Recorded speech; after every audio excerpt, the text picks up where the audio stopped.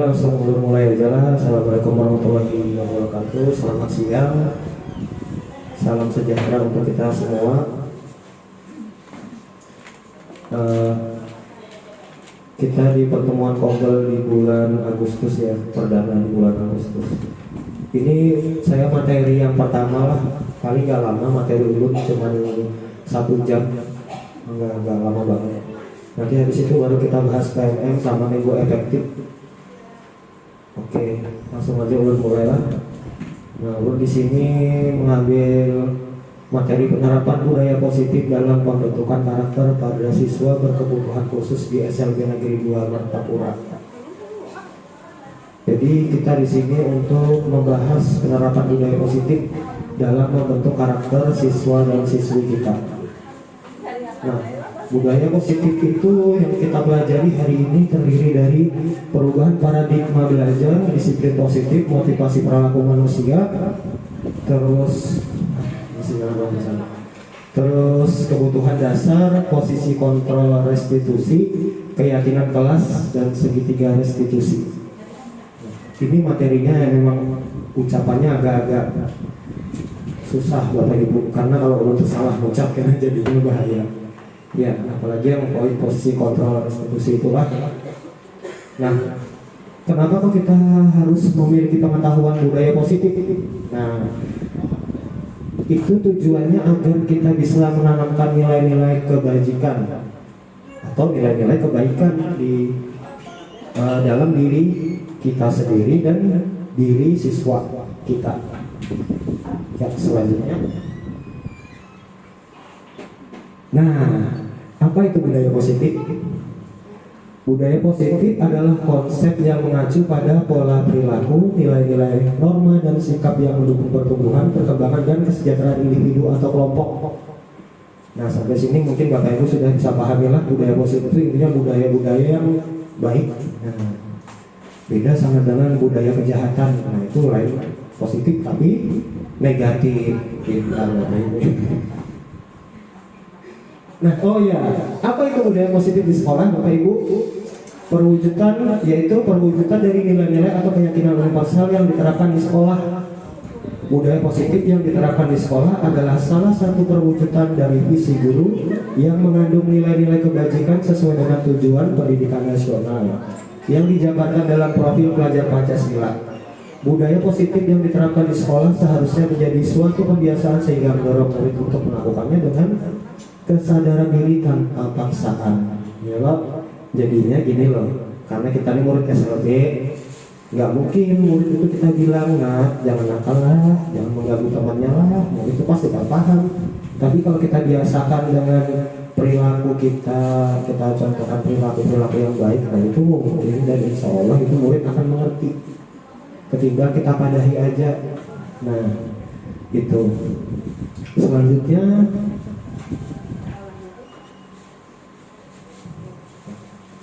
nah, ada yang dikenal namanya perubahan paradigma belajar.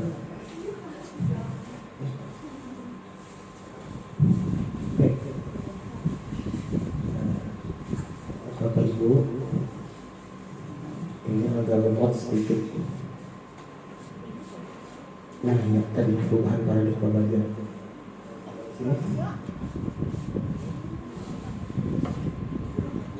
Agak lambat ya. Nah,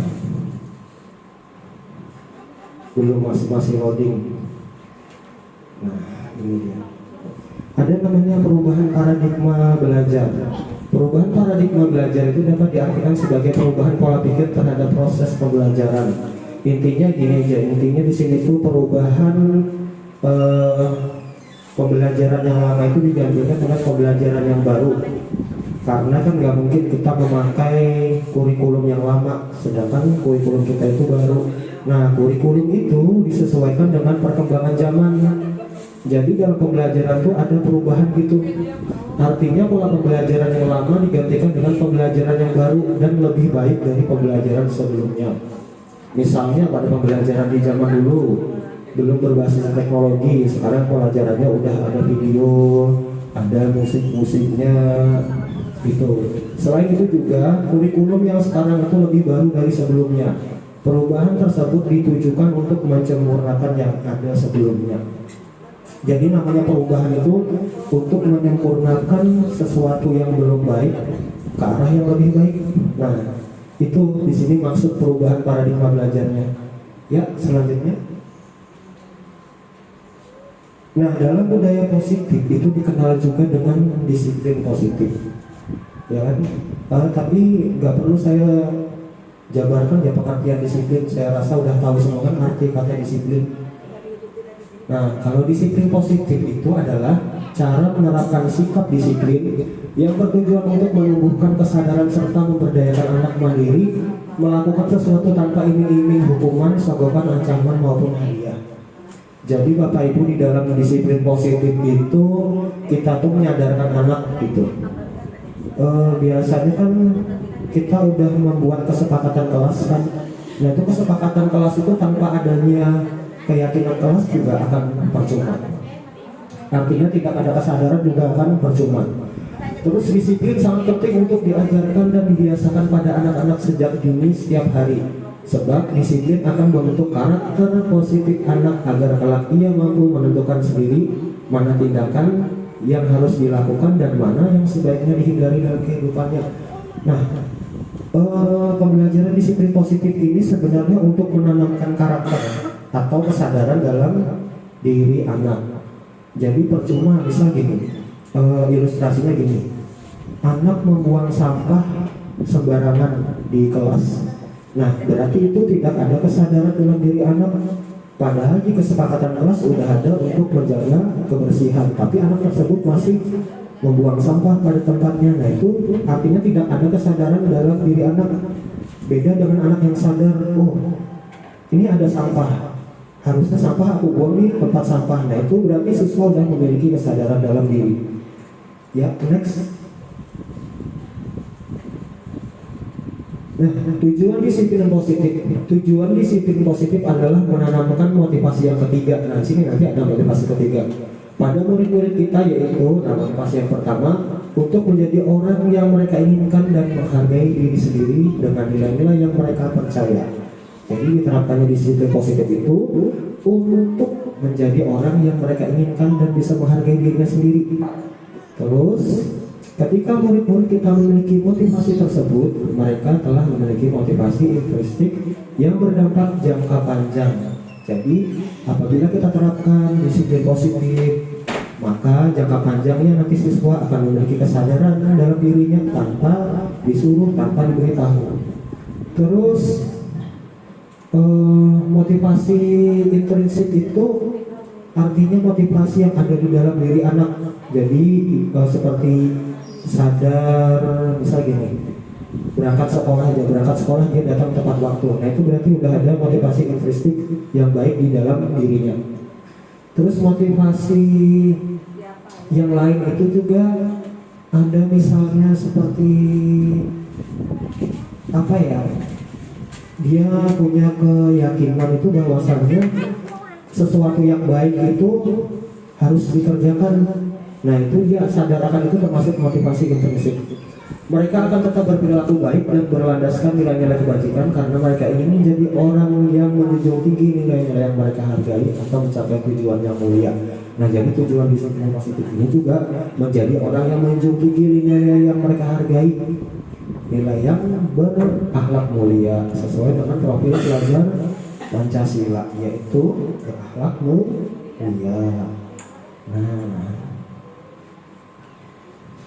selanjutnya dikenal juga 3 motivasi perilaku manusia. Nah, setiap tindakan yang kita lakukan itu pasti ada motivasi, ya kan? Contoh, nggak usah jauh-jauh, saya berdiri di depan, ada motivasinya. Pertama, yang nomor 2, nah, untuk mendapatkan imbalan atau penghargaan dari orang lain. Itu benar. Tidak mendapatkan penghargaan dari sini, tapi mungkin ada yang di lain, kayak gitu. Misal juga contoh, siswa-siswi kita itu datang ke sekolah tepat waktu, motivasinya apa? Misalnya untuk menghindari ketidaknyamanan atau hukuman dari guru. Nah contoh, siswa-siswi kita itu ikut lomba misal 17-an, motivasinya apa? Untuk mendapatkan penghargaan atau imbalan kan dari hadiahnya itu tadi. Terus selanjutnya ada untuk menjadi orang yang mereka inginkan dan menghargai diri sendiri dengan nilai-nilai yang mereka percaya. Misal siswa ikut lomba, dia pikir, oh dengan ikut lomba aku nanti bisa melatih kemampuanku misal dalam lari. Nah itu termasuk untuk menjadi orang yang mereka inginkan dan menghargai diri sendiri dengan nilai yang mereka percaya, yaitu nilai-nilai kebajikan atau nilai kebaikan. Ya, lanjut. Nah, di sini juga ada dikenal 5 kebutuhan dasar manusia.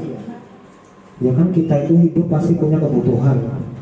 Nah, kebutuhan yang pertama itu kebutuhan bertahan hidup, ya makan, ya minum, ya berkembang biak. Nah, itu kan untuk bertahan hidup. Terus ada namanya kebutuhan kasih sayang dan rasa diterima. Nah, pasti juga Bapak Ibu di sini kan pengen dikasihi dan disayangi oleh pasangan masing-masing. Nah, terus yang ketiga penguasaan atau kebutuhan pengakuan atas kemampuan. Misal kita ini jadi guru, kita itu biar diakui di lingkungan masyarakat. Oh, guru kan pandangan masyarakat itu kan lebih, oh kalau guru lebih terpandang kayak gitu kan, ada kan sebagian orang berpandang kayak gitu.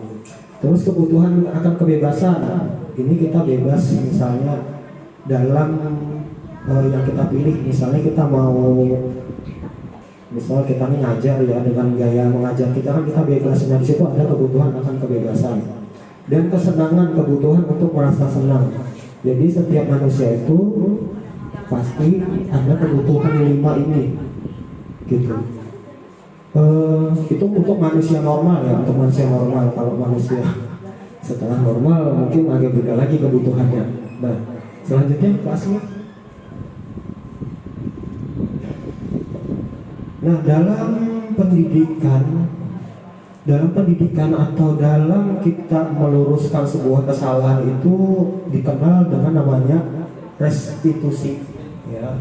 Restitusi itu adalah proses menciptakan kondisi bagi murid untuk memperbaiki kesalahan mereka sehingga mereka bisa kembali pada kelompok mereka dengan karakter yang lebih kuat. Nah, itu menurut dosen, kalau menurut pakar lah. Jadi sekarang itu mendidik tuh gak kayak dulu. Misal ada murid bolos, kalau dulu kan dimaki-maki sama gurunya, karena ulun kan termasuk orang zaman dulu juga. Bahkan buku panjang ini ditapak pakai penggaris. Tapi kalau sekarang, tong jangan kayak itu tong. Nah, itu lebih halus pendidikan zaman sekarang itu. Ibarat tuh kita yang menghamba pada murid tadi sesuai dengan filosofi Ki Hajar Dewantara. Terus restitusi menciptakan kesempatan untuk pemulihan daripada hukuman.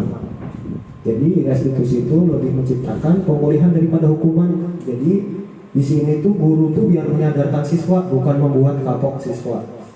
Menguatkan hubungan antara siswa dan staf pengajar dan mengajarkan siswa tanggung jawab serta kebaikan hati. Ini sejalan dengan prinsip budaya positif, di mana kita menciptakan lingkungan yang mendukung perkembangan karakter dan belajar yang baik. Nah, selanjutnya, nah ada namanya posisi kontrol restitusi. Di sini ada yang negatif dan juga ada yang positif. Ini misal guru berbuat misalnya sebagai penghukum. Jadi kita tuh sebagai guru tuh bisa sebagai penghukum, pembuat orang merasa bersalah, teman, pemantau atau manajer.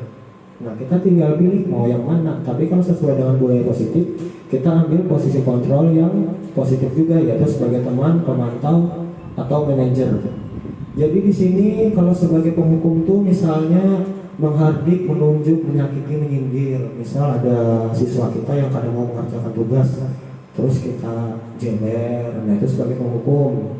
Kalau sebagai pembuat orang merasa bersalah tadi, dia tuh berceramah, gurunya tuh berceramah. Jadinya misal siswa nggak mau mengerjakan tugas, wah ini dasar nggak mau mengerjakan tugas, banyakan main aja. Nah itu pembuat merasa bersalah. Terus ada yang sebagai teman membuatkan alasan-alasan untuk muridnya. Itu lebih halus lagi. Misalnya, kamu kok nggak mengerjakan tugas? Emang ada masalah kah kamu? Nah itu sebagai teman. Terus sebagai pemantau, dia memantau biasanya guru-guru nih. ini anak kok nggak ngerjakan tugas, ada masalah apa lah, dia mantau dulu. Terus kalian sebagai manajer itu mengajukan pertanyaan-pertanyaan, itu kita nanya murid kita, oh, kamu kok nggak ngerjakan tugas sih? Kenapa kok nggak ngerjakan tugas? Ada kesulitan? Nah misal kayak gitu tuh sebagai manajer intinya banyak pertanyaan. Terus biasanya guru berkata kalau motivasinya tuh sebagai penghukum tuh kata-kata guru tuh, kalau kamu tidak melakukannya saya akan misal menjewer kamu. Nah terus kalau membuat orang merasa bersalah, kamu sudah mengecewakan bapak ibu, kamu nilainya jelek karena kamu sering tidak belajar. Nah itu kalau membuat orang merasa bersalah. Terus selanjutnya sebagai teman, lakukan untuk bapak ibu, ya sudah nanti bapak ibu bantu bereskan. Ibarat tuh kayak teman tuh kita sebagai sohib gitu sama kita. Terus kalau pemantau, apa peraturannya, apa konsekuensinya, apa yang telah kamu lakukan, apa yang terjadi sekarang. Nah ini pintar-pintar bapak ibu aja Pak. Terus sekarang bapak ibu, karena di sini udah ada memang posisi kontrol restitusi itu ada pilihannya, ada yang negatif, ada yang positif. Nah pasti secara tidak sadar kan bapak ibu sudah melakukan kayak gini gitu di kelas secara tidak sadar. Padahal itu bapak ibu telah melakukan posisi kontrol restitusi. Ya next. Jadi restitusi itu sebenarnya walaupun itu bahasanya bahasa tidak familiar ya, intinya kita itu memperbaiki murid itu agar mau kembali ke kelompoknya atau ke keadaannya dengan penguatan yang lebih kuat dari sebelumnya tanpa adanya hukuman, iming-iming gitu. Intinya misalnya murid merasa bersalah lah, jangan kita salah-salahkan dia, kita cari penyebabnya apa, kita analisis dulu, jangan kita langsung salah-salahkan. Nah ini lanjutan yang tadi, next saja. Karena posisi kontrol restitusi ini pasti sudah bapak ibu jalankan secara tidak sadar di kelas bapak ibu. Nah ada namanya keyakinan kelas. Keyakinan kelas merupakan salah satu disiplin positif yang dapat untuk diterapkan dalam membangun budaya positif di lingkungan sekolah. Dengan adanya sebuah keyakinan kelas dalam setiap kelas, diharapkan mampu mewujudkan tujuan dari pendidikan yang lebih berorientasi kepada profil pelajar Pancasila. Keyakinan kelas berupa pernyataan-pernyataan universal. Pernyataan keyakinan kelas senantiasa dibuat dalam bentuk positif. Bentuk positif misalnya ini, saling menghargai sesama teman. Nah, itu keyakinan kelas salah satunya. Keyakinan kelas hendaknya tidak terlalu banyak sehingga mudah diingat dan dipahami oleh semua warga kelas. Keyakinan kelas sebaiknya sesuatu yang dapat diterapkan di lingkungan kelas tersebut. Jadi Bapak Ibu, di PMM itu ya, di PMM saya lihat tadi malam, itu kan ada pilihannya disiplin positif. Jadi dalam disiplin positif itu nanti kita disuruh membuat kesepakatan kelas dulu. Nah, kita buat kesepakatan kelas dulu, apa-apa kesepakatan kelasnya, baru kita sadarkan murid kita untuk benar-benar sadar dari dirinya tuh untuk meyakini bahwasannya kesepakatan itu tuh benar-benar harus dia lakukan. Memang kesepakatan itu adalah sesuatu yang baik gitu bagi mereka. Jadi dengan adanya hal itu nanti menimbulkan keyakinan bagi murid-murid. Nah itulah yang dinamakan keyakinan kelas. Jadi antara kesepakatan kelas dan keyakinan kelas itu dua hal yang berbeda ya. Gitu ya. Selanjutnya,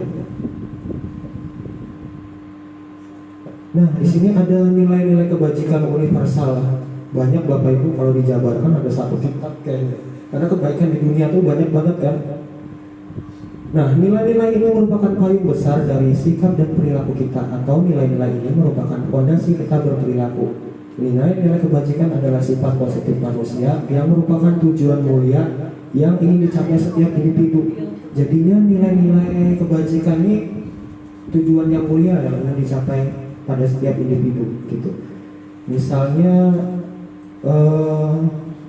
gini, memakai helm saat berkendara.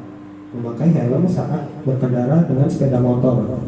Nah itu nilai kebajikan universalnya juga tentang keselamatan, ya kan? Keyakinan itu juga termasuk keyakinan nanti, keyakinan kelas. Atau menjaga kebersihan, itu juga termasuk nilai kebajikan.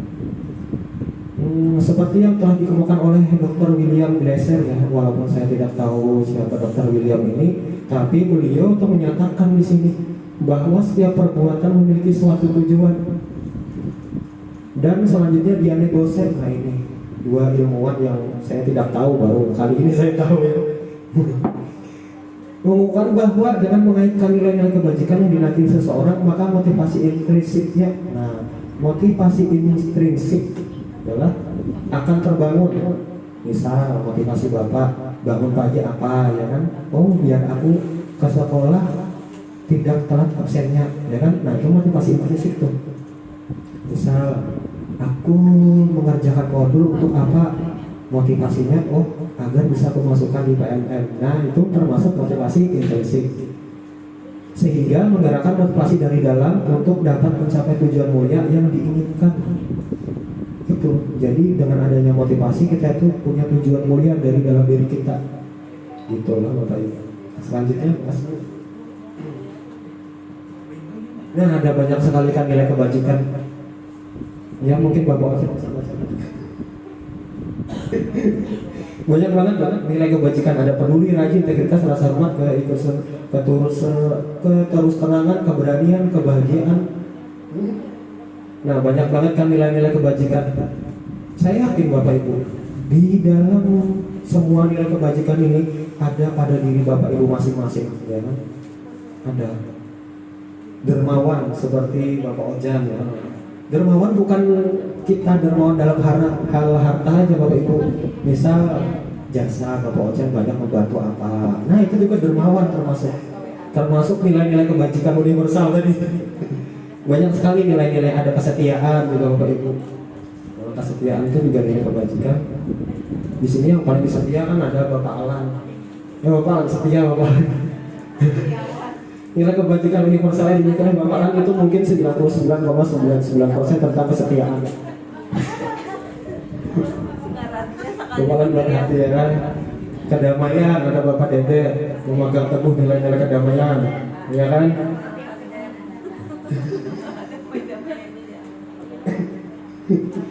Nah itu banyak sekali nilai kebajikan ini, dan saya yakin ada di dalam diri kita masing-masing, dan itu sebagai seorang pendidik itu harus kita tularkan kepada murid-murid kita. Ya, selanjutnya Pak Asmi. Nah ini ada namanya triangle restitution atau segitiga restitusi. Jadi yang pertama itu menstabilkan identitas, yang kedua validasi tindakan yang salah, ketiga menanyakan keyakinan. Sebenarnya Bapak Ibu, kita ini sebagai guru sudah mempraktekkan namanya triangle restitution atau segitiga restitusi ya, biar Anda kelihatan bahasa asingnya gitu. Terus yang pertama menstabilkan identitas. Setiap orang pasti pernah melakukan kesalahan. Misal murid datang ke sekolah terlambat. Oh iya toh, kamu ke sekolah terlambat, Bapak paham. Memang rumahmu jauh dari sekolah, mungkin kayak gitu. Terus validasi tindakan yang salah. Kamu tentu punya alasan mengapa melakukan itu. Misal, kamu ke sekolahan kenapa ya? Kok datangnya terlambat? Apakah kamu kerja? Apakah kamu belajar atau gimana? Nah terus yang ketiga keyakinan kelas, apa yang telah kita sepakati. Misal, kira-kira kamu tadi datang ke sekolah terlambat itu melanggar keyakinan kelas enggak? Oh iya Pak, saya melanggar. Nah itu termasuk yang nomor 3 gitu, cara memahaminya gitu Pak Ibu. Jadinya kita udah lakukan sih sebenarnya ini. Nah selanjutnya Pak Asmi. Nah ini ada video tentang restitusi lah.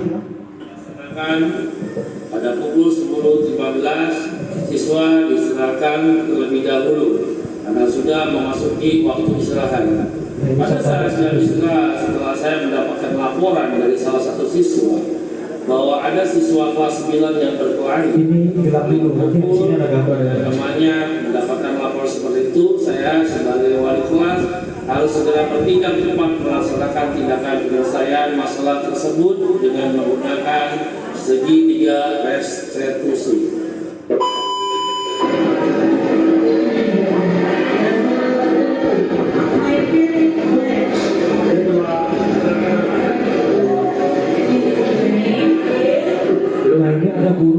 melakukan segitiga restitusi pada muridnya.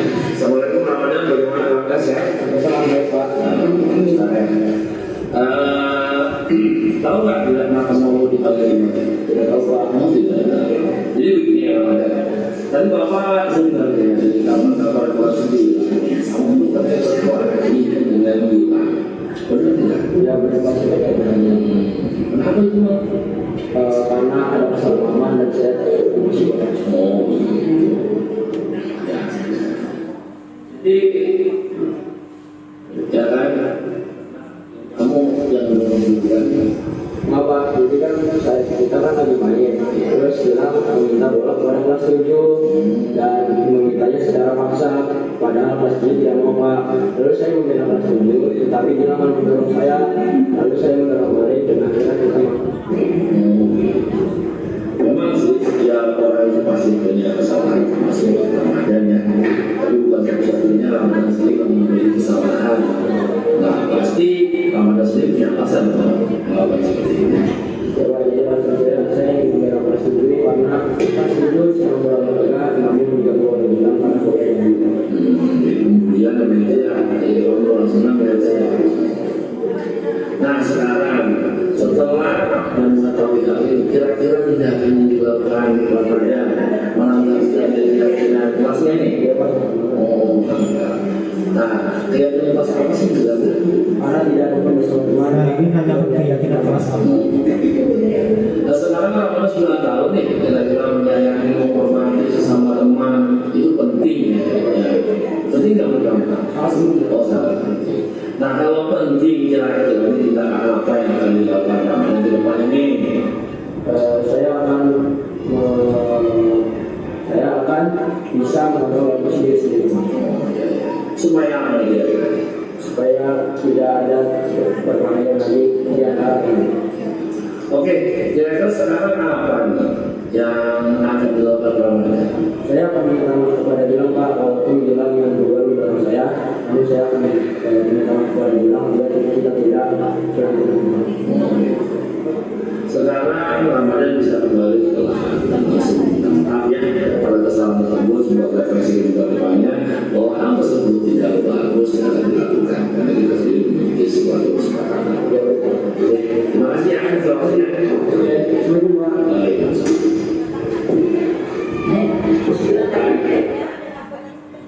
Nah Bapak Ibu itu tadi salah satu contoh walaupun suaranya agak kurang jelas ya. Jadi dia tadi memukul temannya ya. Jadi dia itu tadi berkelahi sama temannya. Nah sebagai guru dipanggil lah siswa itu, ditanyalah, Bapak dengar kamu tadi ada memukul teman kamu ya kayak gitu ya katanya. Iya Pak ada aja kayak gitu loh. Kenapa kamu kok melakukan hal itu? Saya tadi terbawa emosi Pak karena ini. Oh terbawa emosi, iya wajar sih kalau kayak gitu terbawa emosi, jadi gurunya loh. Bapak juga kalau kayak kamu, mungkin Bapak juga akan terbawa emosi. Nah itu distabilkan dulu kelasnya. Terus habis itu, jar gurunya tadi kira-kira kalau perbuatan kayak gitu, kira-kira melanggar keyakinan kelas yang sudah kita buat? Enggak. Iya Pak, melanggar keyakinan kelas ya tadi. Nah habis itu baru divalidasi tindakan yang salah tadi. Terus habis itu ditanya lagi sama gurunya, nah sekarang gimana cara kamu mengatasi itu? Terus dijawab sama muridnya, saya akan lebih dapat mengontrol emosi Pak, dan saya akan meminta maaf pada teman saya. Nah kayak gitu itu kalau di sekolah normal ya. Kalau di sekolah SLB saya yakin ya mungkin gak kayak gitu ya Bapak Ibu, mungkin malah ditambahi sama muridnya. Misalnya kamu kenapa kamu mukul teman kamu? Sama aku Pak, aku hendak mukulnya. Nah mungkin ya segitiga restitusi ini akan sulit diterapkan di SLB. Kalau ini tadi kan sekolah normal Bapak Ibu. Saya aja pernah dilempar batu sama murid saya. Masa ya saya pakai restitusi? Tiba-tiba dilempar batu, tak kena kepala. Kan nggak saya segitiga restitusi juga. Langsung aja dipadai, kamu nggak boleh kayak gitu. Nah, tapi kan ternyata ada caranya membilangi murid, yaitu pakai restitusi atau segitiga restitusi tadi. Tapi saya yakin sih namanya segitiga restitusi ini tidak bisa maksimal diterapkan di SLB, karena di SLB itu tahunya cuma pembiasaan. Jadi murid itu ya diajarkan dengan pembiasaan, dengan kasih sayang. Nah, selanjutnya Pak Asmi. Nah, ini sampai pada perbedaan antara kesepakatan kelas dengan keyakinan kelas. Nah, Bapak Ibu, kita ini di kurikulum Merdeka lah, dari segala BIMTEK ya, kemarin dari BIMTEK yang saya ikuti, itu setiap kelas itu harusnya mempunyai kesepakatan kelas. Nah, kesepakatan kelas harus dipunyai oleh setiap kelas, walaupun murid kita kan kadang nggak paham. Tapi kan kalau kita bimbing pasti paham aja, kira-kira membuang sampah pada tempatnya. Paham nggak murid kita? Misalnya paham, kita ajarkan. Misal buang aja, kita sebarkan sampah di kelas, terus kita suruh murid kita melihat kira-kira bagus nggak kayak gitu. Ngajar murid kalau bagus, ya udah berarti harus membuang sampah. Tapi apabila ngajar murid bagus, nah baru itu kita luruskan. Nah, perbedaan antara kesepakatan kelas dengan keyakinan kelas. Kesepakatan itu disusun dan dikembangkan bersama-sama antara guru dan murid. Kesepakatan kelas yang menuntun nilai-nilai positif akan berujung pada keyakinan kelas. Keyakinan kelas merupakan kesepakatan kelas yang diyakini bersama oleh guru dan murid selama proses pembelajaran. Jadinya keyakinan kelas itu ada hubungannya dengan kesepakatan kelas, karena ada di kelas, beda dengan kesepakatan diri. Jadinya keyakinan diri. Nah, paham nggak sampai sini Bapak Ibu? Keyakinan dan kesepakatan. Ya Pak, gampang aja kan kita membedakannya. Jadi nanti ada di kelas itu mau bikin kesepakatan kelas. Kesepakatan kelas yang dijalankan akan menimbulkan keyakinan kelas. Jadi menimbulkan kesadaran pada diri murid kita. Nah, selanjutnya ini dulu. Beda kesepakatan kelas dan keyakinan kelas. Banyak orang yang bertanya, apa sih bedanya antara kesepakatan kelas dengan keyakinan kelas? Sebenarnya kesepakatan kelas dan keyakinan kelas itu merupakan sebuah level, ya bukan level sih, atau bisa dibilang itu ruang lingkup ya teman-teman. Kesepakatan kelas itu merupakan sekumpulan kesepakatan yang dibuat dan disetujui oleh kelas. Nah, apa bedanya dengan peraturan? Beda teman-teman ya. Kesepakatan kelas itu dibuat bersama seluruh warga kelas. Kalau peraturan itu merupakan panduan, tatanan, dan pengendali tingkah laku yang sesuai dan dapat diterima dan tidak harus dibuat bersama warga kelas. Ketika kesepakatan kelas terbentuk dan setiap warga kelas paham akan konsekuensi dari kesepakatan kelas, maka akan terbentuk sebuah keyakinan kelas. Masih belum paham ya teman-teman? Baik, saya analogikan seperti ini. Teman-teman, mengapa kita itu memiliki peraturan tentang penggunaan helm pada saat mengendarai kendaraan roda 2 atau motor? Jika jawaban teman-teman karena takut ditilang, berarti teman-teman masih ada di dalam peraturan. Tapi teman-teman, kalau jawaban teman-teman itu menggunakan helm karena untuk keselamatan, maka teman-teman sudah ada pada ranah keyakinan. Jadi ada atau tidak adanya polisi, teman-teman pastinya menggunakan helm karena teman-teman yakin kalau helm itu untuk menjaga keselamatan dalam berkendara. Nah, nilai keselamatan itulah yang disebut sebagai suatu keyakinan, yaitu nilai-nilai kebaikan universal. Dan apabila keyakinan kelas itu sudah terbentuk di dalam suatu kelas, maka akan terbentuk juga suatu ekosistem atau lingkungan yang positif. Sehingga dari lingkungan positif tersebut tercipta budaya yang positif.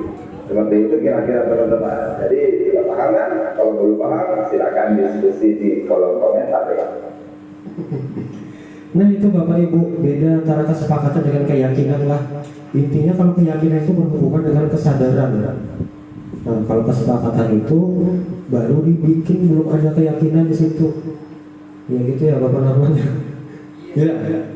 Selanjutnya Pak Asmi di Nah ini ada latihan pemahaman kita lah. Nah, yang pertama itu budaya positif apa yang sudah Bapak Ibu terapkan di kelas? Apa di sini yang sudah diterapkan di kelas? Bapak Norman mungkin budaya positif yang sudah diterapkan di kelas? Sudah? Oh, boleh diutarakan. Assalamualaikum warahmatullahi wabarakatuh. Kalau Nun kan budaya positif lah. Kebetulan kan Nun kelas 1 autis. Jadi budaya positif yang Nun terapkan tuh ya sesimpel-simpelnya lah. Kan Nun anak autis kan rata-rata masih belum bisa lepas pasang sepatu. Nah jadi itu membiasakan mereka melepas pasang sepatu. Jadi dalam kelas itu mereka pakai sepatu. Jadi otomatis kan ya melatih anak untuk melepas dan memasang sepatu sendiri. Walaupun selama ini prakteknya masih dibantu oleh orang tuanya. Cuman ada orang tua yang paham artinya itu memaksimalkan kemampuan anak dulu. Dan ada juga masih orang tua yang langsung membantu anaknya. Cuman masih kita kasih paham pelan-pelan lah. Kan tidak harus langsung kita terapkan dan langsung bisa, dan orang tua pun belum, mungkin ada beberapa orang tua yang belum memahami apa yang ulun kehendaki gitu. Itu Bang contoh yang di kelas 11 Bapak Topan. Terima kasih. Terima kasih Bapak Norman. Nah, jadi seperti itulah budaya positif. Jadinya Bapak Norman itu ingin menciptakan kebiasaan. Nah, karena siswanya siswa autis. Karena siswa SLB itu kan nggak bisa dipadahi gitu aja ya. Coba kamu pasang sepatu, coba kamu lepas sepatu, mungkin nggak akan paham. Tapi kalau kita biasakan terus akhirnya mereka paham. Di situ selain menerapkan budaya positif juga ada pembelajaran yang dapat diambil, ya kan? Mata pelajaran yang terintegrasi seperti bina diri ya, lepas sepatu ya maksudnya. Nah, ada pelajaran bina diri, apalagi kelasnya kelas 1 lah anaknya. Nah, apalagi masih kelas 1. Jadi seperti itu Bapak Ibu contohnya penerapan budaya positif di sekolah luar biasa. Misal kayak saling menghargai, saling menghormati, ya kita ciptakan juga budaya saling menghargai dan menghormati kita guru dan siswa kita. Misal kelasnya kita buat suasananya lebih humoris kah, lebih rame. Nah itu bisa menciptakan itu. Itu salah satu contoh budaya positif yang sudah diterapkan di kelas. Terus selanjutnya buatlah kesepakatan di kelas Anda. Contohnya,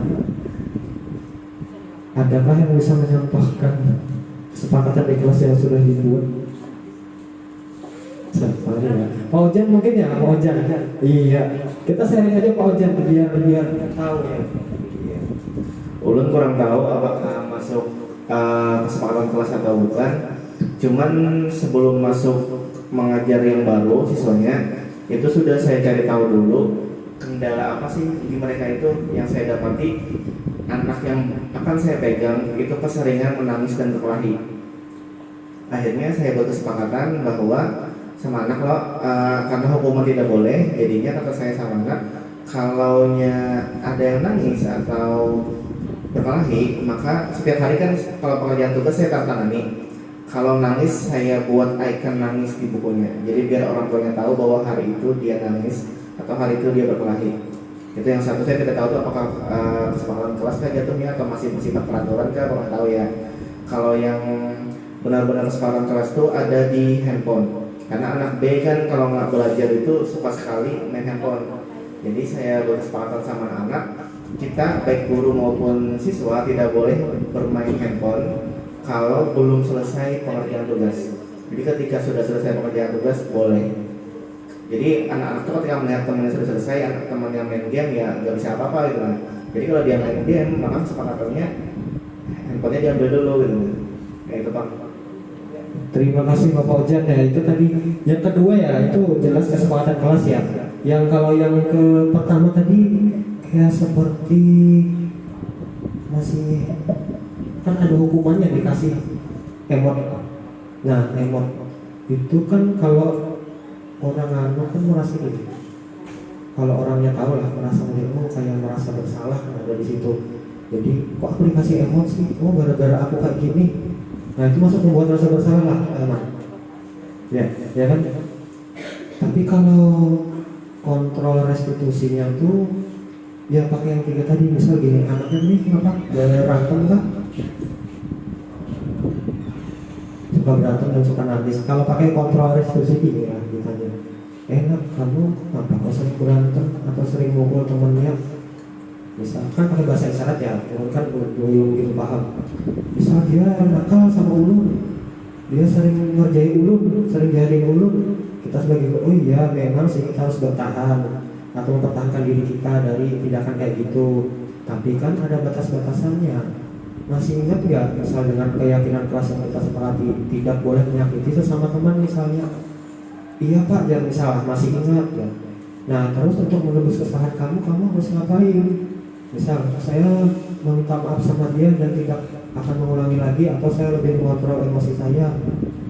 Nah itu kalau menurut kontrol restitusi kayak gitu. Tapi ini di sekolah mana kita? Di SLB. Mungkin apa kayak gitu?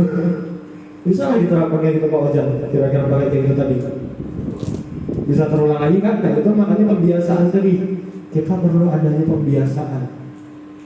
Ya, karena kontrol restitusi ini dominan di sekolah reguler.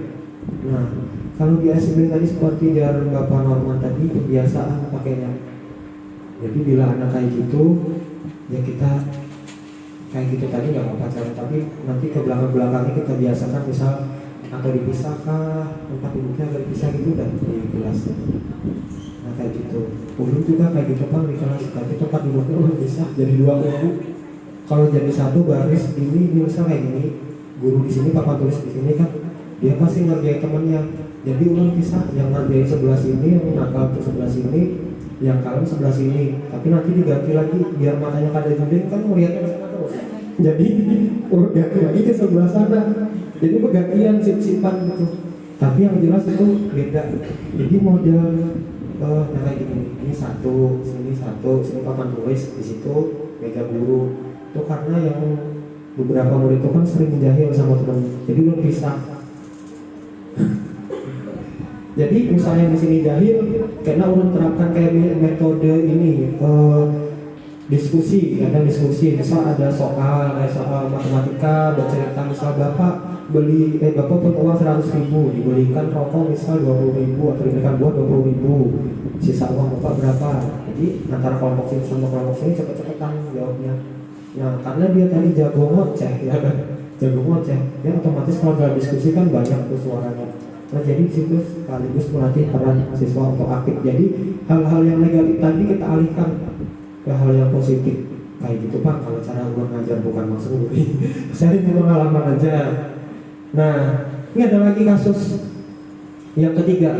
Boy adalah siswa kelas 3 SDLB tunagrahita ringan, ya kan? Boy sering tidur larut malam karena ia bermain game Mobile Legend. Nah rata-rata anak kan mainnya game Mobile Legend sekarang, atau FF, inilah. Kalau sosis sekarang udah agak turun. Sosisnya udah agak turun. Jadi Mobile Legend sekarang yang banyak. Terus hal tersebut menyebabkan Boy selalu datang terlambat ke sekolah, yang menyebabkan ia selalu ketinggalan pelajaran di kelasnya. Sebagai guru kelas, bagaimana sikap Anda menangani kasus tersebut? Nah, restitusinya kayak gini. Kontrol restitusinya. Kan Boy itu analisis kasus dulu lah. Boy itu telat datangnya ke sekolah. Ya, ini telat datang ke sekolah karena begadang. Nah, begadang itu apa yang dia perbuat? Yang dia perbuat itu main game ternyata. Nah, udah dapat kita analisis kasusnya. Lalu Boy kita panggil. Boy, Bapak dengar dari guru kelas, misalnya dari guru kelas mapel, atau dari kita misal, Boy kamu kok sering datang terlambat lah ke sekolahan, kenapa lah kamu sering datang terlambat? Benar nggak? Kamu misal katanya kerja, oh enggak Pak, saya datang terlambat ke sekolah karena sering begadang. Nah jangan kayak gitu. Oh begadang, emang kamu begadang itu ngapain, kerja kah? Atau bantu orang tua kerja atau apa? Enggak Pak, aku begadang itu karena main game. Game apa Boy? Misalnya game Mobile Legend Pak, sama sosis game.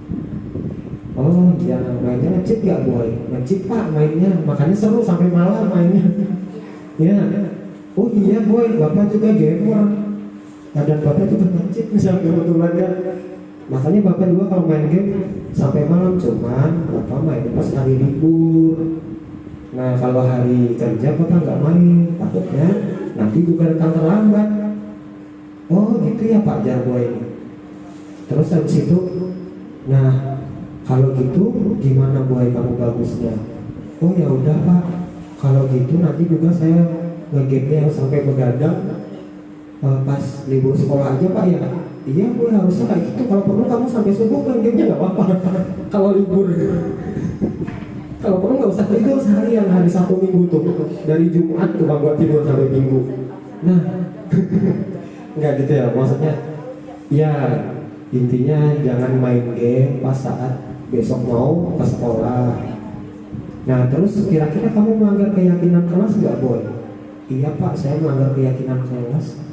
Keyakinan kelas apa boy yang kamu langgar? Keyakinan kelas tentang disiplin waktu. Nah dari situ kita sudah melihat murid itu sadar diri bahwasanya dia itu bersalah. Nah kalau gitu untuk menebus kesalahan kamu harus ngapain boy?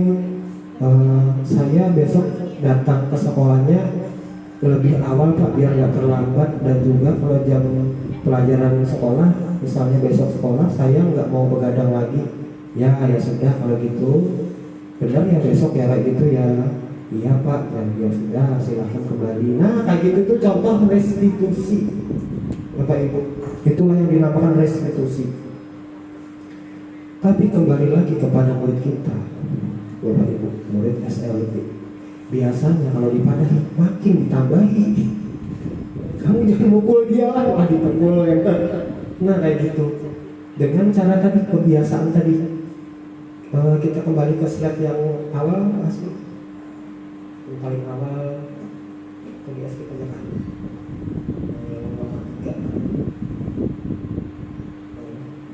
Nah ya Bapak Ibu, kita kembali yang ke sini tadi. Nah kita ambil kesimpulan lah dengan belajar ini biar kita dapat ilmunya. Nah, jadi ini tadi kita belajar tentang budaya positif. Tujuannya apa kita belajar budaya positif? Tujuannya untuk membentuk karakter peserta didik kita. Untuk apa? Untuk berakhlak mulia. Nah, kan percuma murid pintar tapi kan berakhlak, kan ada akhlak yang muridnya. Nah, sama guru menyambati pakai ikam, pakai kata-kata kasar, masih aja kadang murid yang kayak gitu. Ya walaupun itu di luar kendali mereka ya, tapi setidaknya kan bisa kita tanamkan akhlak mulia itu pada murid kita. Terus yang kedua kita harus mengetahui bahwasanya paradigma belajar itu selalu berubah, gaya belajar itu selalu berubah. Dulu belajarnya kayak gini siswanya, sekarang kayak gini. Dulu cara mengajarnya gini, sekarang kayak gini. Kita harus ikuti perkembangan zaman tadi intinya. Yang kedua disiplin positif. Nah penerapan disiplin positif itu untuk menumbuhkan kesadaran pada siswa kita agar mereka itu sadar diri untuk berakhlak mulia lagi. Nah untuk mencapai hal itu kita harus tahu motivasi perilaku manusia itu apa aja, motivasi dia berbuat salah itu apa aja, ya kan? Nah terus dalam kita memberikan pembelajaran itu kita juga harus mengenal kebutuhan dasar manusia. Kita harus pahami itu. Terus selanjutnya di dalam pembelajaran itu kita tidak lepas dari namanya kesalahan-kesalahan murid, ya kan? Ada murid yang nakal, ada murid yang kadang mencuri. Nah itu kita atasi dengan namanya restitusi, ya. Terus untuk menumbuhkan budaya positif di kelas, kita buatlah namanya kesepakatan kelas. Yang kesepakatan itu untuk diyakini secara bersama-sama sehingga menimbulkan keyakinan kelas. Nah, jika misalnya masih ada murid yang melanggar keyakinan kelas, maka kita perbaiki dengan namanya segitiga restitusi. Ya, sampai di sini ada yang dipertanyakan buat tadi Bu. Ulun sengaja pada pakai istilah karena semakin bingung pakai istilah. Banyak sih sebenarnya istilah-istilah ya teman-teman ya. Tapi kalau pakai istilah, ulun kada paham, dia matinya kada paham. Baik sekali kada paham sekalian. Ada yang ditanyakan Bapak Ibu, kita sharing aja lah Bapak Ibu. Jadi ini Bapak Ibu, ulun kemarin ada ikut BIMTEK juga yang pas di hotel apa nggak tahu. Pokoknya ada juga bahas masalah budaya positif. Bapak Ibu juga melihat di PMM itu juga ada namanya disiplin positif. Nah, dalam penerapan disiplin positif tadi ada disuruh membuat kesepakatan kelas. Nah, itu mungkin harus Bapak Ibu buat kesepakatan kelas itu. Soalnya Bu, di kelas itu udah ini, misalnya ada murid yang nakal sama temannya, kan sebelumnya sudah saya bikin kesepakatan kelas. Ayo kamu melanggar kesepakatan kelas, terus dia bisa sadar, oh iya, terus nggak jadi. Nah itu juga, padahal buat SLB masih bisa sadar kalau diingatkan, loh kamu melanggar kesepakatan kelas. Misal di kelas main handphone tuh, ayo kesepakatan kelas kemarin gimana, katanya nggak boleh main handphone di kelas, terus langsung disinggungi handphonenya. Nah itu ada pengaruhnya, walaupun pengaruh itu tidak 99,9%, tapi ada pengaruhnya Pak. Nah sampai sini Bapak Ibu ada yang ditanyakan mungkin tentang budaya positif atau budaya negatif lah Bapak. Adakah yang ditanyakan? Kalau nggak ada berarti kan udah menerapkan semua budaya positif ya, betul ya? Iya, budaya positif udah diterapkan semua ya. Buat itu ada yang ditanyakan tentang budaya positif ya, bukan budaya yang lainnya. Adakah? Kira-kira udah 1 jam belum ya Bapak Ibu ya? Soalnya saya di sini diamanati waktu 1 jam. Belum ya? 1 jam. Hah? Dikit lagi nih Bapak Ibu, kita ada waktu 15 menit. Adakah yang ingin ditanyakan atau adakah yang ingin saya tanyakan? Bu Holda mungkin ada budaya-budaya positif dari mungkin apa ya itu? Sosial personal experience. Nah, jika ini baru bisa juga bahasa Inggris Bu. Adakah tentang misalnya kita pelajaran bercerita tentang pengalaman? Ya kan, ya boleh.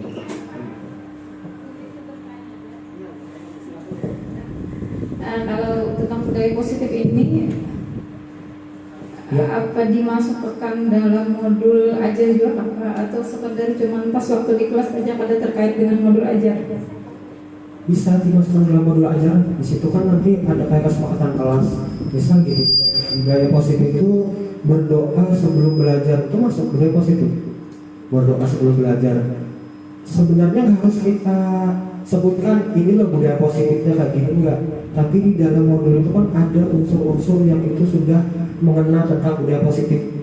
Misal kayak berdoa sebelum belajar, berdoa sebelum selesai pembelajaran, itu budaya positif.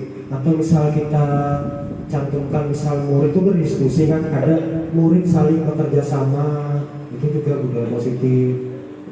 Itu. Tapi nggak harus kita sebutkan juga budaya positif yang saya ajarkan di kelas. Ini misal berdoa sebelum belajar, kita jelaskan, tapi kita cantumkan jadi modul itu langkah-langkah dalam langkah-langkah pembelajaran itu biasanya murid berdoa dulu sebelum belajar. Itu udah termasuk dalam budaya positif. Tapi kalau kita mau ngambil video pembelajaran, ya kan, biasanya itu yang sekarang lah, itu murid itu diingatkan tentang kesepakatan kelas.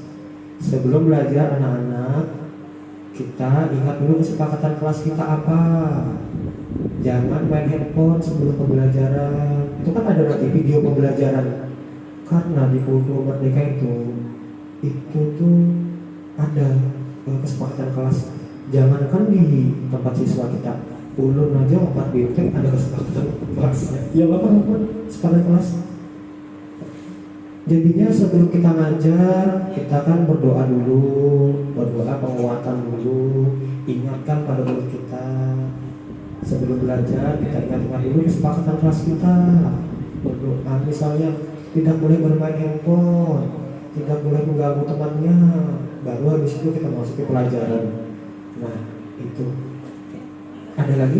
Ada Pak, untuk itu kalau belum melihatnya itu lebih ditekankan ke guru kelas. Kayak apa kalau untuk guru mapel yang notabene untuk satu kali pertemuan aja masuk setiap kelas Pak? Maksudnya, jadi apakah guru mapel itu kesepakatan kelasnya harus menyesuaikan dengan guru kelasnya atau boleh beda? Beda boleh. Kesepakatan kelas itu kesepakatan antara kita dengan siswa aja, nggak kesepakatan kita dengan guru kelas gitu. Itu mungkin kesepakatan yang lain kalau sama guru yang lain. Iya kan? Jadi misalnya kita seperti Bu Holda mau ngajar di kelas 7C, awal pembelajaran, awal di tahun ajaran baru kemarin, atau misalnya belum dibikin kesepakatan kelasnya, dibikin lagi, misal ngajar di kelas 7C anak-anak sebelum kita belajar, kita bikin dulu ya kesepakatan kelas kita apa. Misal kita boleh mengganggu temannya, kalau izin harus pada dulu sama gurunya. Itu di kelas 7C, bisa juga kesepakatan yang di kelas 7C itu ditawarkan lagi di kelas 8C misal. Anak-anak kita bikin kesepakatan kelas, kalau bingung ibu menawarkan nih kesepakatan kelasnya seperti ini. Nah gitu, jadi nanti sebelum pembelajaran lagi dimulai di kelas itu ya dibacakan lagi kesepakatan kelasnya. Itu nanti siswa akan paham. Jadi nggak harus mengikuti kesepakatan guru kelas. Kesepakatan saya dengan siswa saya itu kayak gini. Nanti kesepakatan Bapak Salman guru agama dengan siswa saya kayak gini. Kesepakatan Tian guru bahasa Inggris dengan siswanya kayak gini. Itu boleh beda-beda. Jadi kesepakatan kelas itu kan dibentuk untuk menumbuhkan budaya positif agar siswa itu punya motivasi intrinsik yang mulia tadi. Jadi biar sadar diri gitu. Misal kesepakatan kelasnya tidak boleh mengganggu temannya, ya kan? Nah siswa dengan sadar diri, oh iya ya, aku nggak boleh mengganggu temanku, karena kalau aku mengganggu temanku, nanti temanku bisa marah misalnya. Atau kalau aku mengganggu temanku, itu sama saja perbuatan yang tidak terpuji. Nah itu kesadaran diri atau keyakinan tadi. Nah itu ada yang ditanyakan lagi? Ibu Holda mungkin masih ada yang mengganjal. Biar ganjalnya saya alihkan.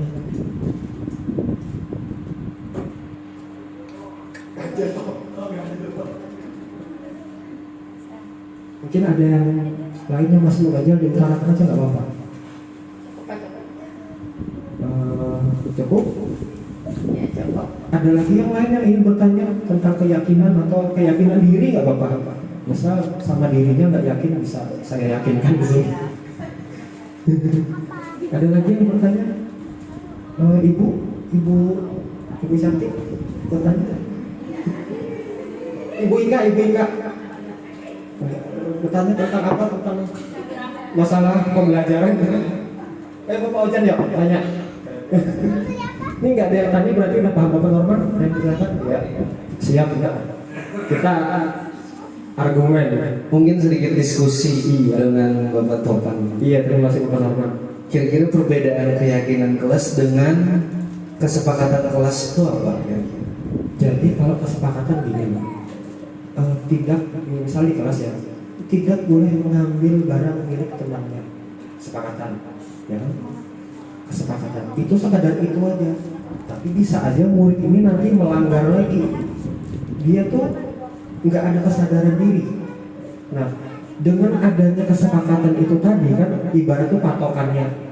Nah, tapi kalau kita nggak ada keyakinan atau kesadaran diri kita, itu kan pasti nanti akan dilanggar kesepakatan itu. Jadi kalau keyakinan kelas itu berkaitan dengan kesadaran diri murid, tanpa disuruh pun dia nggak akan melakukan perbuatan kayak gitu. Kayak contoh tadi kan helm, kita kalau berkendara naik motor itu harus pakai helm. Ya kan, kita bisa aja melanggar itu udah ada kan peraturan, tadi kan dibilang peraturan. Tapi kalau kita tuh nggak punya keyakinan, kita bisa melanggar itu. Seperti keyakinan kesepakatan kelas lah, tidak boleh mengambil barang milik temannya, ya kesepakatannya satu. Tapi bisa aja siswa ini melanggar kesepakatan tadi, mengambil barang milik temannya. Itu tidak ada keyakinan loh di situ. Jadi keyakinan itu berkaitan erat dengan kesadaran diri. Jadi tanpa dia melihat kesepakatan kelas itu, dia itu sudah sadar bahwasanya perbuatan itu tidak baik. Apalagi ditambah kesepakatan kelas, oh perbuatan itu melanggar kesepakatan kelas. Nah bedanya di situ. Kalau kesepakatan kelas itu biasa lebih dominan sama tulisan aja atau pembicaraan aja. Tapi kalau keyakinan itu berkaitan dengan kesadaran diri. Seperti gini, Bapak Ibu. Kita kan udah membuat kesepakatan kelas tentang kobel, ya loh, udah dibikinkan oleh Pak Norman waktu jadi narasumber. Ingat nggak? Ingat kan? Nah, itu kan kesepakatan kelas. Tapi tanda petiknya atau tanda bacanya itu bisa kita langgar karena kita nggak mempunyai keyakinan, kesadaran diri. Itu kesepakatan yang ada keyakinannya itu dinamakan dengan keyakinan kelas. Gitu. Jadi keyakinan itu berkaitan erat dengan kesadaran kita. Kesepakatan itu hanya tulisan. Masih ingat kan kesepakatan dengan kobel kemarin? Nah, kita terkena banyak kan. Tapi itu hanya kesepakatan aja Bapak Ibu. Ya kan? Kalau keyakinan kelas tadi, kesepakatan kelas yang diyakini dengan kesadaran diri kita. Nah, itu akan menimbulkan keyakinan kelas. Itu bedanya di situ Bapak Norman. Masih ada yang bingung? Silakan.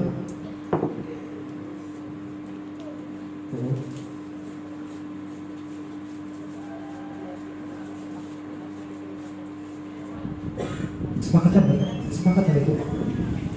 Oke, itu tadi yang penjabaran Pak tadi dulu.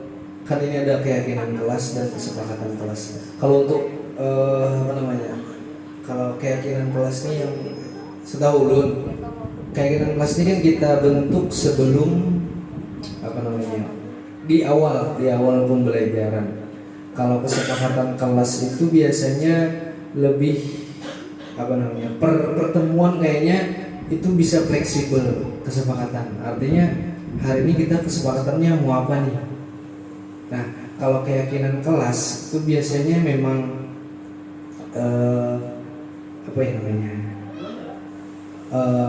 nilai-nilai kebajikan universal yang kita tanamkan ke anak itu biasanya bisa kita tempel di dinding untuk mengingat keyakinan kelas yang ingin ditanamkan kepada anak. Nah, jadi kalau menurut ulun perbedaannya tuh di penanamannya. Artinya kalau keyakinan kelas itu kita bentuk di awal, kita bikin di awal pembelajaran, bahkan di awal semester. Kalau kesepakatan itu bisa insidentil, maksudnya hari ini kita kesepakatannya ada berubah nggak? Kita umpamanya boleh makan minum hari ini. Jadi kesepakatan itu bisa berubah-ubah kalau menurut ulun. Kalau keyakinan kelas itu tadi semuanya kita ingin menumbuhkan 3 nilai kebaikan, pokoknya disiplin, sopan santun, dengan disiplin, sopan santun, dan saling menghormati pokoknya. Nah, maka 3 itu yang akan kita akan ulangi terus, bahwa keyakinan kelas kita itu gitu. Dan itu yang akan kita gunakan untuk merestitusi anak dari keyakinan kelas. Tapi kalau kesepakatan kelas itu yang kayak pertemuan aja, kayak kita sebelum melakukan kegiatan pembelajaran kapanpun dimanapun kan kita biasanya ada kesepakatan kelas. Kayak kita di kegiatan aja kan biasanya kita kesepakatan kelas hari ini ada perubahan atau tidak. Kalau ada perubahan kan bisa berubah, kan fleksibel kalau kesepakatan kelas. Iya, kalau menurut ulun itu mungkin bisa jadi kawan yang lain. Jadi sekaligus menanggapi tanya Ibu Walda tadi ya, keyakinan kelas itu juga pertama bisa berubah-ubah, ya kan? Bisa berubah-ubah. Kalau keyakinan kelas menurut Bapak Norman ditanamkan sebelum ada kesepakatan kelas, ya kan? Nah, tapi itu bisa juga bagus juga. Cuman kalau murid SLB itu ibarat kita berikan patokan dulu di kesepakatan kelas. Biasa patokannya kesepakatan kelas. Kecuali kalau murid normal itu kan rata-rata dari murid normal itu sudah tahu nilai-nilai kebajikan universal. Nah, kalau murid SLB itu kebaikan itu dia berdasarkan terkadang itu bukan dari pengetahuannya, dari kebiasaannya. Misal orang baik itu orang yang suka menolong, misal temannya terjatuh dibantu diangkat, nah itu Murid SMP itu dia melalui visualnya kebanyakan dari kebiasaan melihat. Terus kalau misalnya murid SLB lah, murid SLB keyakinan kelas dibikin sebelum kesepakatan kelas ya, kesepakatan kelas. Jadi bikin keyakinan kelas dulu, bikin kesepakatan kelas dulu. Ya, satu di keyakinan kelas, dua di kesepakatan kelas gitu loh. Itu bisa aja Pak, bisa aja. Cuman kalau di murid ulun itu belum bikin dulu kesepakatan, baru keyakinan kelasnya itu juga gitu lah. Yang itu. Jadi dia itu kayak punya patokan untuk patokan dia. Karena tadi keterbatasan bidang kognitif.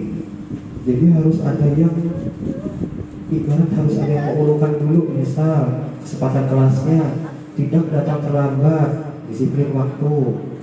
Nah, keyakinan kelasnya itu juga, tapi keyakinan itu yang benar-benar menumbuhkan kesadaran siswa. Gitu. Jadi tanpa disuruh, misalnya izin besok ke sekolah datang tepat waktu lah, dia tanpa disuruh udah datang tepat waktu. Nah, tapi apabila keyakinan kelas dibikin dulu dibikin dulu sebelum kesepakatan kelas, ya nggak apa-apa juga. Tapi kalau yang saya pelajari itu dari murid itu dia tidak bisa tahu kalau nggak ada patokannya, gitu. Dan itu kita bikin dari hal-hal yang simpel. Jadi misal datang tepat waktu simpel, mudah dimengerti dia, tidak menyakiti temannya, tidak memukul, simpel bisa dipahami dia, tidak main handphone saat pembelajaran berlangsung, minta izin kalau mau keluar kelas, kan bisa dipahami. Nah, itu dijadikan mereka patokan untuk menumbuhkan keyakinan diri mereka. Nah, kalau saya kayak gitu. Tapi kalau ada yang pengen keyakinan kelas dulu, gak apa-apa juga. Mungkin kalau misalnya murid lebih paham arti nilai kebajikan tadi ya, bisa duluan keyakinan kelasnya. Tapi kalau murid yang perlu bantuan atau bimbingan dalam menentukan keyakinan, nah itu kita buat kesepakatan dulu untuk menentukan patokannya. Nah, ada lagi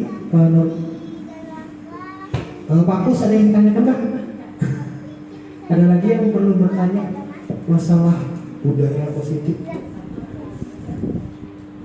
Sudah 1 jam kan?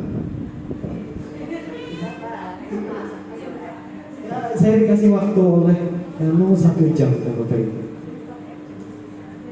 Oh, pas jam 3. Jadi, oh ya, Bu Holda silakan bertanya Bu. Silakan.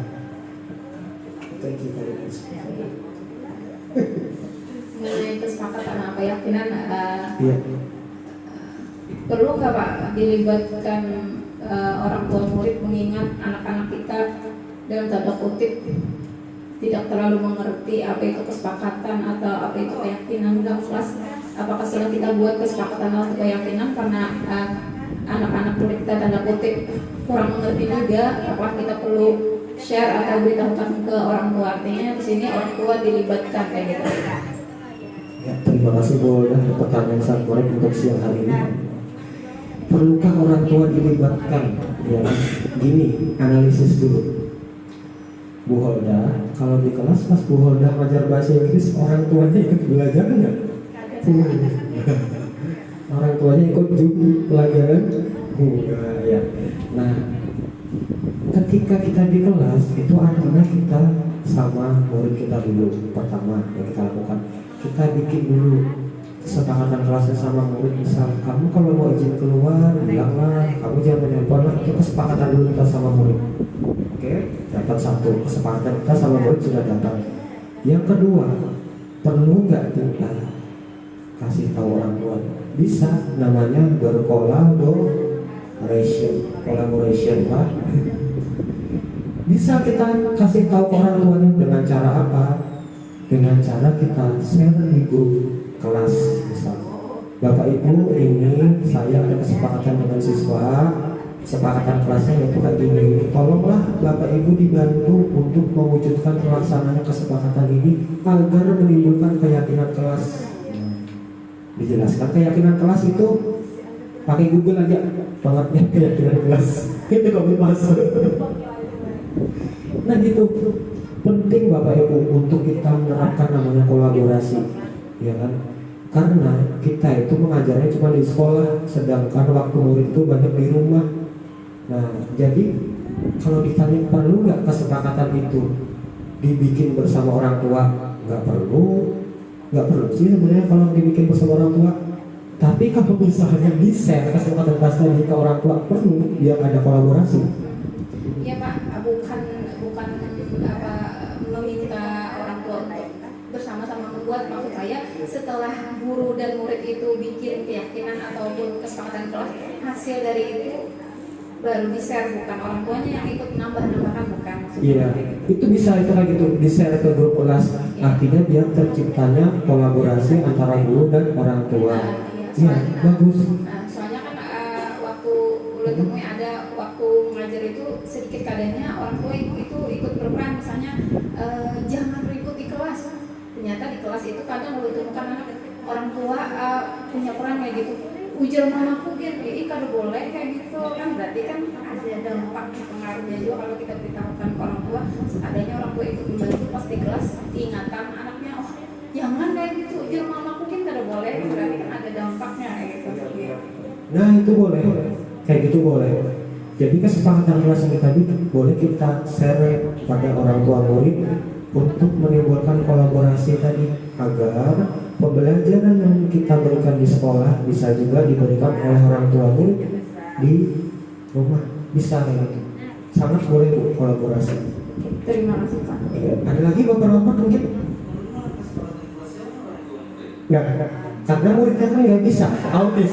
Nah, tapi gini bapak-bapak, tanda petik dulu. Saya jelaskan. Anak autis ketika kita bisa ajak dia ngobrol, iya kan? Ini kan karena tadi muridnya Bu Holda kan pas C kan rata-rata kan. Yang SMP kan? Oh iya, tapi kan ada juga yang ada Pak. Iya, tapi kalau dibandingkan sama Bapak Norman kelas 1 SD, ya kan? Apakah murid kelas 1 SD bisa diajak untuk kesepakatan kelas? SDLB loh, SDLB apalagi autis ya Pak ya. Sedangkan kelas 3 pun masih agak susah yang autis untuk diajak kesempatan kelas. Nah iya, itu dia paling ngasih kesempatan kelas. Nah, ya Pak, bagaimana agar kesepakatan kelas itu terjaga? Ya tadi kalau muridnya nggak bisa, apa boleh buat orang tuanya? Ya seperti itu. Ada lagi kan bapak-bapak biar perbincangan kita ini lebih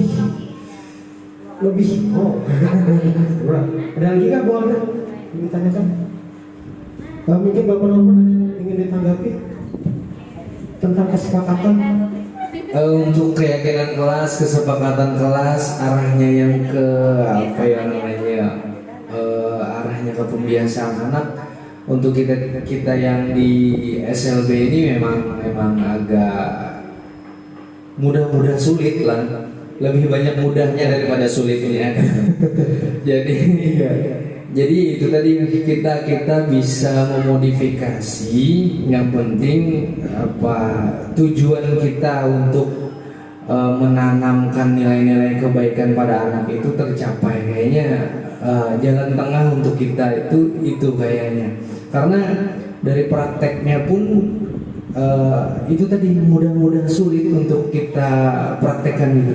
Kalau lu yang kemarin di kelas 6C itu anak-anaknya ya rame lah, kita buat keyakinan kelas ini rame. Mereka kan semuanya mempunyai apa ya pendapat masing-masing. Jadi hampir semua pendapat kita tampung, bahkan mereka pun aktif menyampaikan pendapat mereka. Karena kan dengan apa ya, dengan kita membebaskan mereka untuk berpendapat kan akhirnya mereka bisa menyampaikan pendapat mereka semua. Dan kalau menurut ulun itu kemarin tuh asik.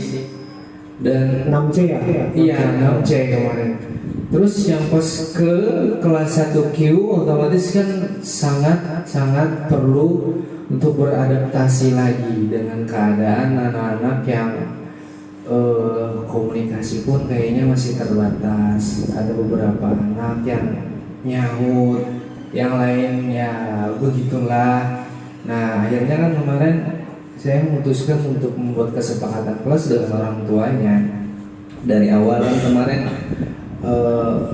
ini orangnya banyak, kita maunya kayak apa? Kalau ulun bagi 2 shift kayak apa? Siapa yang anak pagi, siapa yang anak siang? Ada kayak anak pagi aja, ada kayak anak siang aja. Nah jadi kan kesepakatan yang kayak itu yang kita bikin, karena untuk kesepakatan kelas yang membangun nilai-nilai kebaikan anak kayaknya masih belum bisa kita terapkan. Jadi keyakinan bukan kesepakatan kelas itu yang akhirnya kita buat. Akhirnya kan sampai ke tahap ini anak-anaknya sudah mulai sudah mulai bisa digabung lah. Akhirnya perdana hari ini tadi saya mengalinkan mereka di pagi hari, dan ya begitulah keadaannya, chaos tapi menyenangkan lah.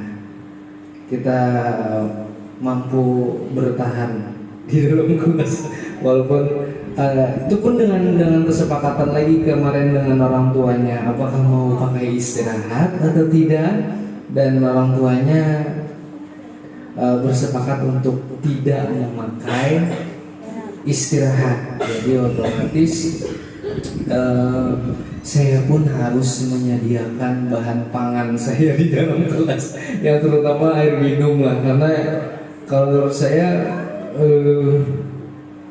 bersama mereka 1 jam saja itu sudah sangat menguras tenaga, apalagi harus ya sekitar, akhirnya saya memilih untuk di jam 10 tuh pulangnya, dari jam 8 sampai jam 10.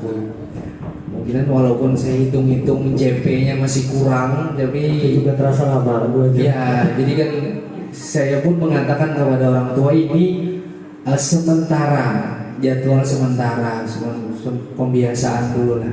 Itu pun kan biasanya pulang jam setengah 10. Nah itu udah, kan mereka tuh kalanya udah terbiasa tuh terbawa kan kebiasaannya. Jadi walaupun mereka tuh tidak tahu jam, udah setengah 10 tuh udah masang tas. Entah dari mana mereka tuh tahu perhitungan jam tuh, pada tahu kayak apa. Tapi setengah 10 teng dah tuh masang tas masing-masing. Wow, hebat sekali nih perhitungan jamnya gitu. Nah itu Pak, jadi ya itu kesepakatan kelas yang ulun jalankan di kelas 1Q sementara ini. Walaupun mungkin itu tadi dengan saya ulun merasa kurang JP, akhirnya ulun tadi membantu ke SMA, ke ruang keterampilan, membantu kawan-kawan karena memang kondisinya juga kayaknya mereka kewalahan dengan anak-anak, apalagi yang suka berlari-lari, suka cari-cari perhatian. Banyak anak-anak yang suka cari perhatian, jadi saya memutuskan untuk membantu kawan-kawan di SMA. Mungkin itu yang ulun jalan. Terima kasih Bapak Norman. Ini kita melihat kondisi murid ya Bapak Norman. Murid Bapak Norman komunikasi aja kan nggak bisa. Ibarat gini, kita berada di kamar kosong, yang itu misal kelas kosong kita lah. Mau kita bikin kesepakatan kelas, yuk kita bikin kesepakatan kelas yuk. Adalah yang menjawab. Nah sama itu juga murid Bapak Norman dalam komunikasi aja susah. Dan dalam bidang kognitif ya Bu Norman masih sangat lemah ya, masih lemah jadinya. Bagaimana kita membuat kesepakatan kelas dengan kondisi yang seperti itu kan nggak mungkin. Jadi agar kesepakatan kelas itu terbentuk, ya kita bikin sama orang tuanya. Tapi kalau murid Bu Holda kan SMP kan, paling nggak kan ada yang paham kan muridnya. Kalau misalnya kayak murid Bu Yanti kan ada tuh siapa Hamdani gitu. Nah itu kan nggak bisa bola kesepakatan kelas. Tapi kalau dipadahi kamu jam ginilah, kadang bisa, kadang enggak. Kalau Hamdani.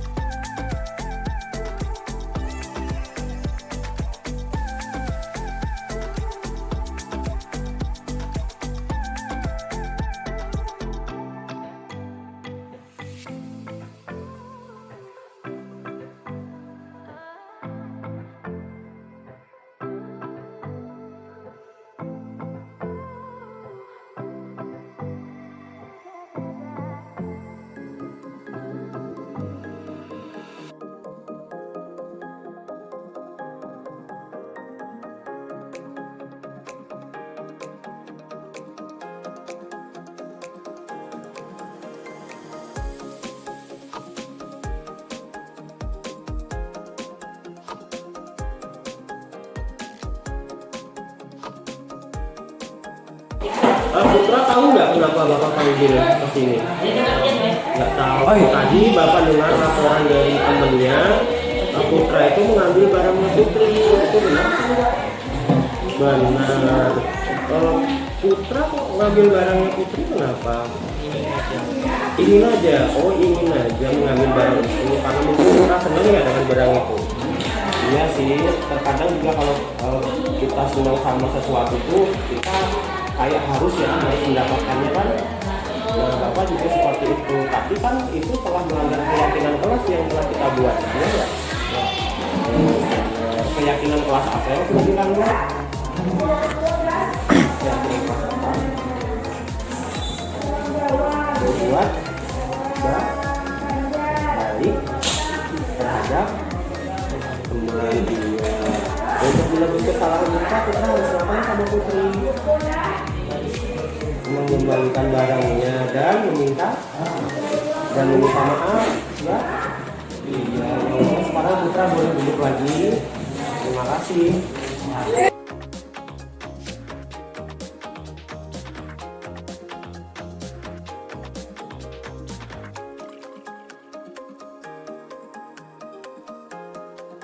Beda kesepakatan kelas dan keyakinan kelas.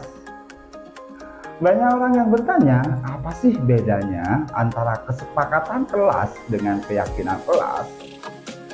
Sebenarnya kesepakatan kelas dan keyakinan kelas itu merupakan sebuah level, ya bukan level sih, atau bisa dibilang itu ruang lingkup ya teman-teman. Kesepakatan kelas itu merupakan sekumpulan kesepakatan yang dibuat dan disetujui oleh kelas. Nah, apa bedanya dengan peraturan? Beda teman-teman ya. Kesepakatan kelas itu dibuat bersama seluruh warga kelas. Kalau peraturan itu merupakan panduan, tatanan, dan pengendali tingkah laku yang sesuai dan dapat diterima dan tidak harus dibuat bersama warga kelas. Ketika kesepakatan kelas terbentuk dan setiap warga kelas paham akan konsekuensi dari kesepakatan kelas, maka akan terbentuk sebuah keyakinan kelas. Masih belum paham ya teman-teman? Baik, saya analogikan seperti ini. Teman-teman, mengapa kita itu memiliki peraturan tentang penggunaan helm pada saat mengendarai kendaraan roda 2 atau motor? Jika jawaban teman-teman karena takut ditilang, berarti teman-teman masih ada di ranah peraturan. Tapi teman-teman, kalau jawaban teman-teman itu menggunakan helm karena untuk keselamatan, maka teman-teman sudah ada pada ranah keyakinan. Jadi ada atau tidak adanya polisi, teman-teman pastinya menggunakan helm karena teman-teman yakin kalau helm itu untuk menjaga keselamatan dalam berkendara. Nah, nilai keselamatan itulah yang disebut sebagai suatu keyakinan, yaitu nilai-nilai kebajikan universal. Dan apabila keyakinan kelas itu sudah terbentuk di dalam suatu kelas, maka akan terbentuk juga suatu ekosistem atau lingkungan yang positif. Sehingga dari lingkungan positif tersebut tercipta budaya yang positif.